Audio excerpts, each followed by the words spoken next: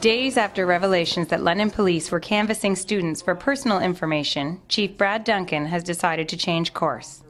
I have directed that our first response, in an effort to refocus our collective community efforts, is to immediately cease the practice of requesting personal information during canvasses in student-occupied neighborhoods, as it has been perceived as an invasion of privacy. All personal information gathered during our canvassing strategy will be purged from our records, and that is ongoing as we speak.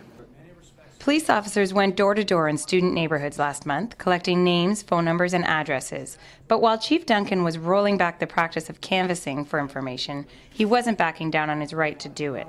My position remains that we have the authority to do this. However, I have also examined the context of this interaction with students, their perception, and the feelings expressed by them. Back on Brofdale Avenue, the site of a massive homecoming party that drew heavy police presence earlier this year, students were relieved. I think that's awesome. Yeah, it's nice to know that we don't have our information being stored by the cops now, and I guess there's a little more trust there. The steps are part of a move to change the focus of Project Learn, making it more of a community effort to engage London post-secondary students. We're there to assist, but I think what's happened is it's just simply been left to us to deal with, and enforcement is only one strategy that we can engage in as a collective community.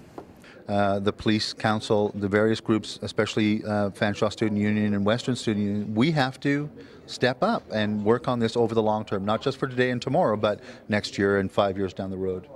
Student leaders felt the chief's comments were a positive development. I heard the police chief say that going forward, students will be issued warnings instead of a strict zero tolerance policy. If that is the case, that is a very strong step towards treating students fairly, just as other London residents are treated when the same issues come about. For the London Free Press, I'm Jennifer O'Brien.